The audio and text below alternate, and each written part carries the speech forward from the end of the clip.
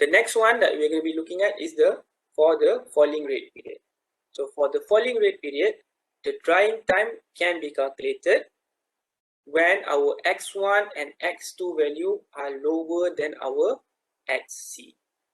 So remember, I'll just plot this. This is an estimation, okay? Something like this, right? So this is B, C, D, and E. Something like that, right? So when we are talking about falling rate period, and we have mentioned that this is our xc.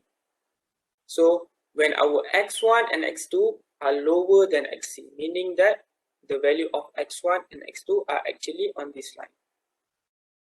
So when the value are on this line, we are talking about falling rate period. Now, there are also two methods on how we can actually find the time of drying for our falling rate period. The first one is that we can use graphical integration. Graphical integration is that for any shape of the falling rate period, falling rate drying curve, the time can be determined by graphically integrating by plotting 1 over r versus x. So whenever you have 1 over r, from this data that you have, right, this one we are saying that it is r. So from this data of r, you plot 1 over r versus your x, which is your free moisture content, and then determine the area under the graph. So this is an example on how you can convert from this portion of the graph, the r value, you convert it into 1 over r, and after that you will get a graph like this, and then you just find the value under the graph. So this is the meaning of using graphical integration. So you divide into a few sections, and then you find the value of the area under the graph by using integration, and then you total up everything. So your t based on the value of x1 and x2 will be equal to the number the area under the graph. If let's say you can divide it into 3, so you will have a1 plus a2 plus a3.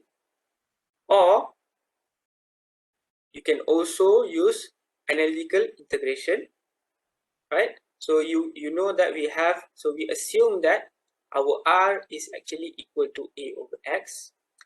Differentiating dx dr over a, the time that we'll get is t is equal to ms, xc is our critical moisture content, a is our area, rc is our constant rate, ln xc minus x2. So if you see here, we are not actually using the value of x1, but we are more focused on the value of x2 and xc.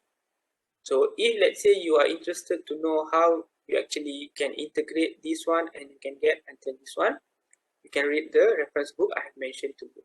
So once you integrate this, you can actually use this equation to find the value of t for the falling rate period.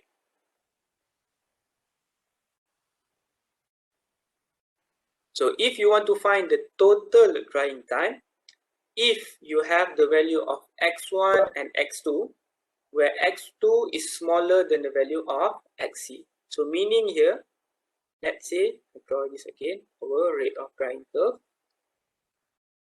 So let's say this is the value of x2, x1, okay, x1, and then this is your value of xc, and then your x2 is around here somewhere. So this is the value of x2.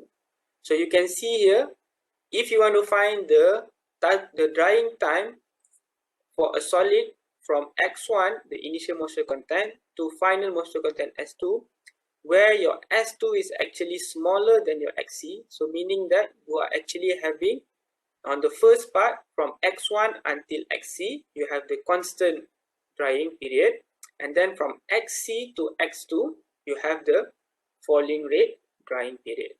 So the total time will just be that, the total time will be the total time for the constant drying period plus the total time of drying for the falling rate period. So if you remember the equation for the constant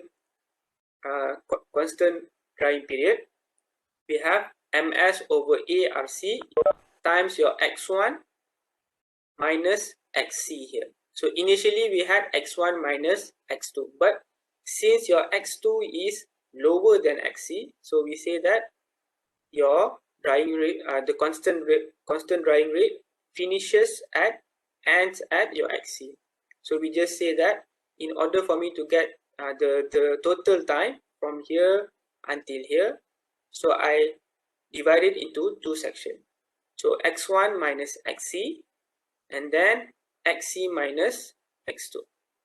So this is for your constant drying period, and this is for your falling drying period.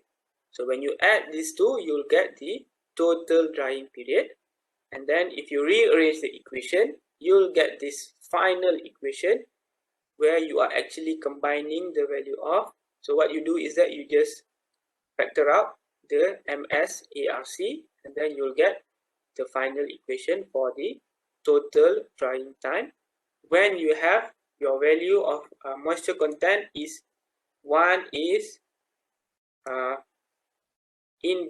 the value, or the final value is smaller than the value of xc. Now you can use both this equation. There is no problem. There is no restriction for you saying that you can only use this equation, right? You can also find the constant first and then the falling, and then you just add up the two times. You'll get the same answer if you are using this equation. So either one you want to use, it is acceptable. As long as you choose the correct values, the answer should be the same.